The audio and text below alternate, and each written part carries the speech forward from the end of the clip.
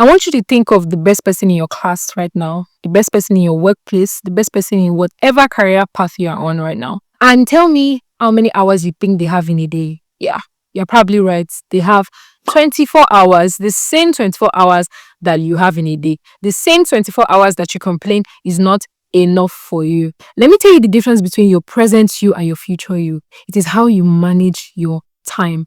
You cannot misuse your time and expect good results. It does not work that way. You give something and you get something. That's how life is. That's the sad truth. Is it sad? That's the good truth about life. You have to give in something to win something. So not to worry, not to fret. In this video, I'll be telling you all the things you need to know about how to maximize your time, maximize your hours, maximize your days, and eventually maximize your life and be at the top of your game. Okay? So all the timestamps for this video will be written in the description box below if you'd like to check that out. And let's get straight into the video. So the first thing I need you to know about your time is that you are in full control. There is no higher being, there is no higher power, there is no person that is in control of your time, except if you're a slave. And I know that none of you watching this video is a slave. You are no longer slaves. God has freed you. Hallelujah. So you are in full control of your time. There is nothing that can take away your time except you are giving it your time. Your time is of so much value that if you don't give it, nobody can take it. So don't ever think that, oh, this person is taking my time. This particular thing is taking my time. No, you're giving it your time. You're giving it your energy. You're giving it your value. Okay? I want you to have this knowledge as the baseline for everything we'll be talking about in this video, because if you don't still see your time, all of your time as your own, you will not see it as something that you should give value to, and you will not see it as something that can actually help. I see time as God's gift to man and how man can actually achieve his goals from God. That's how I see time. You can have a different opinion, but that's how I see time. So girl, boy, honey, chagia, you are in control of your time. Full control of your time. I cannot take your time. You can only give your time to me. Okay? Let's get into the second point. So the next thing you need to do is that you need to identify and avoid time stealers and time wasters. Like the name tells you, time stealer steals time. Time waster waste time. So this can be people, this can be things. Okay, I see it as animate and inanimate object. Animates like people. Everybody has that one friend that whenever you call, whenever you visit, time just seems to speed up whenever you're with that person. And it doesn't ever seem like anything is being added to you. In fact, it seems like things are being taken away from you. This person takes away your joy. They take away your good heart, your good soul when you're with them. They drain you. That, my friend, is a time waster and is a time stealer. So you don't need any prophet, you don't need any genie to tell you that that person is literally taking away God's gift to you, okay? I want you to see time as a premium thing. Time is actually your premium. It is one value that you can give to people. And once you've given your time to something, trust me, you can never get that time back. Once you've wasted your time, you can never get it back. Once something has stolen your time, you can never get it back. The only thing you can do further going forward is that you can actually place more premium on your time and be wise about how you give your time to think and to people. Okay, for example, also, social media is actually a big time stealer and it is a big time waster. It is one of the things that deters a lot of young people these days because it is our generation that actually has like the whole deets and everything about social media. The older generation, like my parents' generation, my dad would most likely not be scrolling on Instagram for 2-3 hours because this man knows that this internet is not a real place. But this generation, my generation, we have chosen to make the internet our own. Most of us, we call ourselves content creators. And in the name of content creation, you spend 6 hours on Obasanjo's TikTok. Doing what? I'm actually very much confused. I'm very much, I'm in so much discombobulation at this point. I don't understand. I need you to stop that habit. It's a bad habit. You scrolling through Instagram for 2, 3, 4, 5, 6 hours non-stop on end and say you are researching. I want you to stop that habit now and here. That is a time stealer. That is a time waster. In addition, I also want you to know that anything that is not adding to you is most likely taken away from you. So anything that you are pouring your time, your energy, your strength into, and it's not in turn giving you value back, that thing is taking and is stealing your time, and you need to nip it in the bud today before that thing becomes a full-grown tree and strikes you down. That's the hard truth, baby. You have to take it. So the next thing I have for you is that you have to learn to say no. Learn the art of saying no. It is an art. It is a whole different concept on its own. I wish I could dive so much into it. If you want to learn how to say no, I think I have actually hacked it. You can comment. I don't want you to comment no in the description so that YouTube will not flag my video. You can comment the art of no in the comment section, and I will try my best to get that video out for you, and you will love. You know I love you. You know you're my. Let's get into the video. We're getting distracted. So you have to learn to say no. No is something that you say to a lot of people and say to a lot of things and say to a lot of activities that seem pleasurable at the moment if you want to go forward in life, right? I remember someone reached out to me about 2-3 weeks ago, told me about something they would love for me to participate in, and I honestly said no. It was a lot for me to say no, because the whole thing felt like something that was going to pour into me, that was going to bless me. But I looked at the grand scheme of things. I looked at what I wanted to do in my 2025, and I discovered that this particular thing that this person is asking me to do for them, it doesn't currently align with what I want to do for my year. So I want to do something now, like right about now. Just bring out your goals for 2025, look at them, and look at the things you currently do with your time now. Do they align? Are they aligning? Are they in alignment? I want you to ask yourself that question, and I want you to do the needful from whatever answer you get from that question. The singular act of saying no would actually save you from future stress. I even see saying no as saving yourself unnecessary expenditure of energy, right? Because anything you say yes to, that means you are ready to put your time. You're ready to put your energy. You're ready to put your strength into that thing. But if you've easily said no to something that you saw that, okay, this thing that I want to say yes to does not align to me, if you've said no to it, your future self would thank you, because you won't have to expend energy, expend strength, expend brain power to do that thing. Do you get? There's some things that seem pleasurable. There's some things that seem like in the moment they will add to you, they would bless you in quotes. But in the grand scheme of things, in the long run, these things are actually not helping you. So one thing that I do is that I take my goals for the year, I take the plans that I have written for my year, for my week, whatever, and I take whatever it is that somebody is demanding of me. I put them on like the same scale, and I try to see if they actually align. If they do not align, that's an immediate no for me. I'm going to say no to it. So if you discover that you asked me something and I said no, even if I said I was going to think about it and I said no, it is because I've aligned it, I've checked my goals for the year, and I've seen that, oh boy, this thing no go work. This thing is not going to help me in the long run, okay? So remember that I said in my previous points that anything that is not helping you is literally taken away from you. The time wasters and the time stealers that I told you in the beginning, you need to say no, a pretty no to them, no matter how painful it seems at the moment. Trust me, your future self would thank you for it, okay?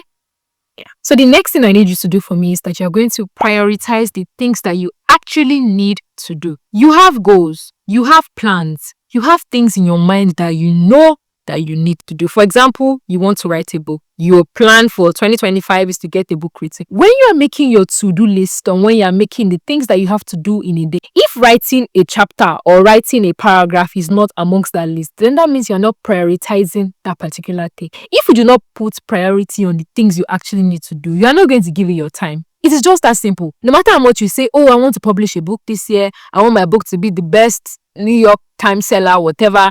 If in your to-do list, writing a book is not at the top of that list, you are not going to just cancel that goal from your mind. It is a wish at this point. It is not a goal. So prioritize everything that you know you need to do. If your goal for 2025 is to become more healthy, to keep fit, if going to the gym is not on your to-do list, it is not going to get done. No angel is going to come and suck out fat from your belly. You have to actually go to the gym, get it on your list, and get it ticked off. Go to the gym and actually work out. So if you're not giving your time to the things that you need to do, you are never going to do them.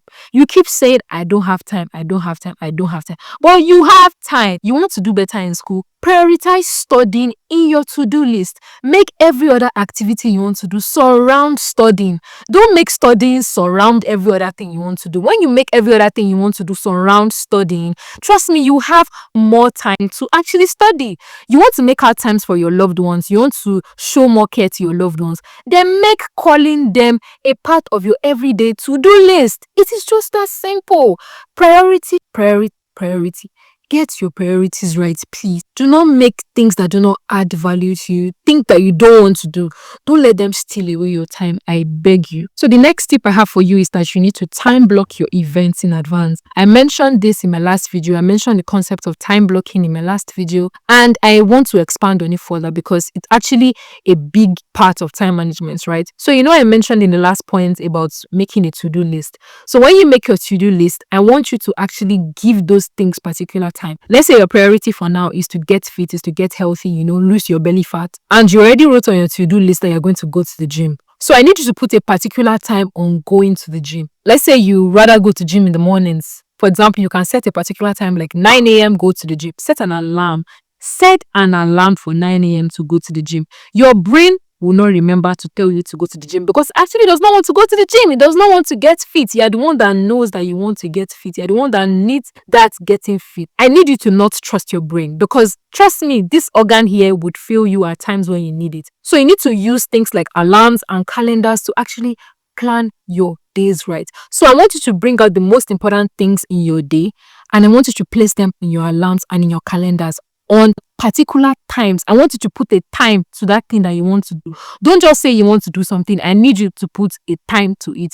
If you're not putting a particular time of the day to something, trust me, you're not going to do it. This particular video that I'm filming, I had to place a particular time to it. I placed 11 a.m. to it, and that is where I'm here making this video. If I just said that on Tuesday I'm going to film a video, I am not going to film anything. There is nothing that's going to happen on that day because I'll keep wondering that what time will I do? What time will I do it? But because I have had that foresight that okay, I don't want to waste time at all. That is why I placed a particular time as 11 a.m. to film this video, and that's why you have this video here today. The particular way I love to do mine is after I have put something on my calendar, for example, film a YouTube video from 11 a.m. to 1 p.m. I then set an alarm immediately after. I set an alarm for 11 a.m. 11 a.m. film YouTube video. That's how simple my life is, and that is what has literally helped me. That is how I'm able to make more use of my time. And I think an excuse some people give sometimes for not using alarms and calendars are because they say it makes their life boring. Do you want to have a boring and more fulfilled life than have an interesting life that's void of fulfillment? When you answer that question, then you know the right thing to do. I just want you to answer that question for yourself. I'm not going to influence your answer at all. You should answer that question and then do the needful. The next thing I want you to know is that you should not overstuff your day. Just because you have 24 hours in a day does not mean you can do 24 things in that same day. It does not work that way. Savannah, slow down. Slow down, David, slow down. You can't possibly do a year's job in 24 hours just because you're trying to optimize your time, manage your time. Let me tell you what's going to happen to you. You're going to get burnt out. And when you get burnt out, it will take you more for you to refuel. So why trying to do so much? There's always a right time and a right place for everything. So you can't possibly be doing everything at the same time. You need to chill on the multitasking. You are not... So I need people to even stop that particular statement of, oh, multitasking queen, multitasking king. If you are doing 5, 4, 3 things at the same hour, at the same time, you cannot be efficient at everything. You want to achieve your goals, right? You want to achieve your results. Then stop trying to do so much at the same time. If, for example, you are at the gym, let's say you are at the gym from 9 a.m. to 10 a.m., put your 100% in the gym for that 1 hour. Then after that next hour, you can then go on to the next thing you want to do. Stop trying to call your clients. Stop trying to make more sales. Stop trying to build yourself in the gym at the same time. My dear, you can burnout is real. So please do one thing at a time. You are not, let me tell you something, being a multitasker does not mean you're actually achieving anything.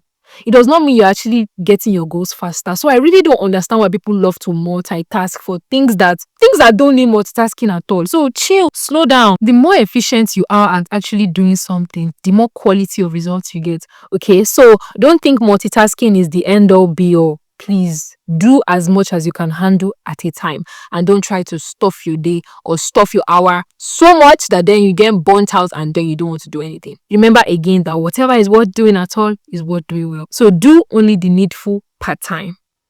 So the next thing I have for you is that you need to start early. If there's anything you really want to use your day for, if there's any important thing that's on your to-do list that you need to do, I need you to start that thing as early as you can in your day. Don't wait till the night time when your energy is at its lowest peak to start to do that thing.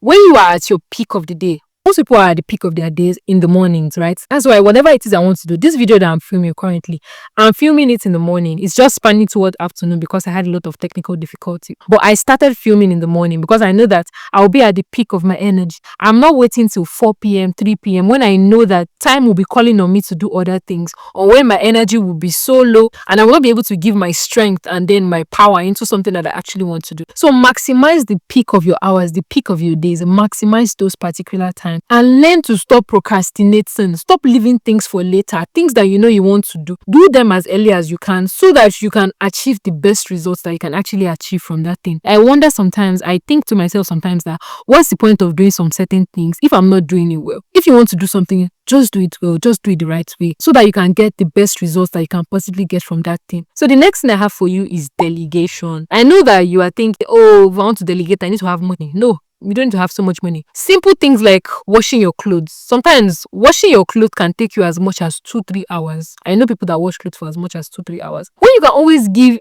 a dry cleaner to wash your clothes, empower those people and stop trying to waste time washing clothes. The 3 hours you're using to wash those clothes, you can use it to actually sleep. You can use it to study. You can use it to work on that essay. You can use it to send some sales messages to your clients. Like, you can maximize your time if you just learn to give out some activities of the day. If you discover that cleaning your house, like cleaning your whole room, takes you about 2-4 hours sometimes, and then you are then so tired after cleaning, you can give out this particular activity to cleaners to help you to do it, and then just pay them for their time. Like, and you get to keep your time and they get to keep their job. Like, easy peasy, they get to make money, you get to make money and make your time and keep your time. It is that basic.